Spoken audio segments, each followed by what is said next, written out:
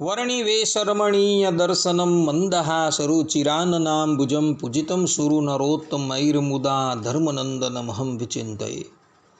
असतो मा षड्गमय तमसो मा ज्योतिर्गमय मृत्युर्मा अमृतं गमयः। ओम शांति शांति शांति। अस्मद्गुरुसमारम्भां नाथयामुनमध्यमां लक्ष्मीवल्लभपर्यन्तां वंदे गुरुपरंपरा। આજની જ્ઞાન સભાની અંદર પધારનારા બધા જ ભગવત ભક્તોને વેદાંતાચાર્ય પુરાણ ઇતિહાસાચાર્ય અમે ફિલોસોફી શાસ્ત્રી રાકેશભાઈના હેતપૂર્વક જય સ્વામિનારાયણ। ભક્તો, આજની આ જ્ઞાન સભાની અંદર આપણે બધા ગુરુએ પરીક્ષા લીધા બાદ જ શિષ્ય બનાવવા આ વિષય પર થોડી વાત શ્રવણ કરશું, તો બધા જ શ્રોતાગણો આ પ્રવચન એકાગ્ર મને કરીને શ્રવણ કરે। તો ગુરુ શબ્દની વ્યુત્પત્તિ કરતા શાસ્ત્રોકારો કહે છે, ગુકારષ્ટ અંધકાર સ્યાદ ઋકારષ્ટન નિરોધક। અંધકાર નિરોધિત્વાદ ગુરુરીત્યભિધીયતે। અર્થાત કે ગુરુ શબ્દમાં જે ગુ છે એ અંધકારનો વાચક છે અને રૂ જે છે એ અંધકારના નિરોધનો વાચક છે। અજ્ઞાનરૂપી અંધકારનો નિરોધ કરી જ્ઞાનરૂપી પ્રકાશને આપતા હોવાથી એ ગુરુ નામથી કહેવાય છે। શિષ્ય શબ્દનો અર્થ કરતા શાસ્ત્રોકારો કહે છે કે જે અવશિષ્ટ કાર્યને કરે એને શિષ્ય કહેવામાં આવે છે। આ પ્રમાણે શિષ્ય શબ્દની વ્યાખ્યા અને ગુરુ શબ્દની વ્યાખ્યા શાસ્ત્રોકારોએ કરેલી છે। કોઈ મુમુક્ષુજન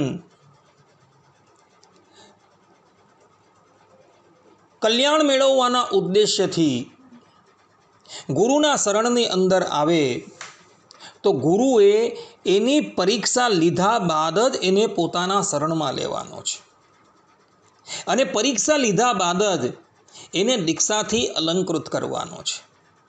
જો અનઅધિકારી મનુષ્યને દીક્ષાથી અલંકૃત કરવામાં આવે અને એ અનઅધિકારી વ્યક્તિ દીક્ષા લીધા બાદ જે પણ કંઈક પાપ કરશે એ પાપથી ગુરુ પણ લિપ્ત થશે। આ સંબંધમાં ભગવાન સ્વામિનારાયણ સત્સંગી જીવનના ચતુર્થ પ્રકરણ 47મા અધ્યાયના 8 અને 9મા શ્લોકની અંદર કહી રહ્યા છે કે ધર્મપાલન સામર્થ્યમપરીક્ષ્ય તુ યો ગુરુઃ દદાતિ દીક્ષામ શિષ્યસ્ય સતત પાપેન યુજ્યતે। આમાત્ય પાપમ રાજાનમ પત્ની પાપમ ચ તત્પતિમ યથા તથા શિષ્ય પાપમ ગુરુ પાપનોતિ નિશ્ચિતમ। અર્થાત કે જે ગુરુ ધર્મપાલનનું સામર્થ્ય પરીક્ષા કર્યા વિના દીક્ષા આપે છે તે ગુરુ શિષ્યકૃત પાપથી નિશ્ચય લેપાય છે। જેમ અમાત્યકૃત પાપને અર્થાત કે મંત્રીએ કરેલા પાપને રાજા પામે છે, જેમ પત્નીકૃત પાપને તેનો પતિ પામે છે, તેમ શિષ્યકૃત પાપને ગુરુ નિશ્ચય પામે છે। અહીં સ્પષ્ટ રૂપે ભગવાન સ્વામિનારાયણે કહેલું છે કે જે પ્રમાણે મંત્રી કંઈક પાપ કરે તો તેનું પાપ રાજાએ પણ ભોગવવું પડે છે।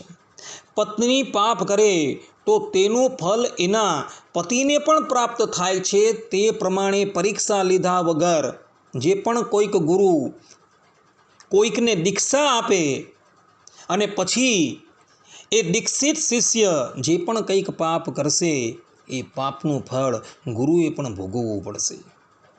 માટે ગુરુએ જોઈ વિચારીને શિષ્ય કરવાના છે અને જોઈ વિચારીને કોઈને દીક્ષા આપવાની છે। અનઅધિકારી મનુષ્યને જો દીક્ષા આપવામાં આવશે પછી એ જે પણ કંઈક પાપ કરશે એનાથી ગુરુ પણ લિપ્ત થશે, ગુરુએ પણ એ પાપ ભોગવવું પડશે। આ વાત કોઈ અવર નથી કહેતું, પરંતુ સાક્ષાત પરબ્રહ્મ પરમાત્મા ભગવાન સ્વામિનારાયણ કહે છે। માટે એ ગુરુઓ સાવધાન થઈ જાય અને જોઈ વિચારીને દીક્ષા આપે। આટલું કહીને હું મારા પ્રવચનને અહીં વિરામ આપું છું। સર્વે સંતુ નિરામયઃ, સર્વે સુખીનો ભવંતુ, સર્વે ભદ્રાણિ પશ્યન્તુ, મા કશ્ચિદ દુઃખ ભાગ ભવેત અસ્તુ। જય સ્વામિનારાયણ। વર્ણિવેશ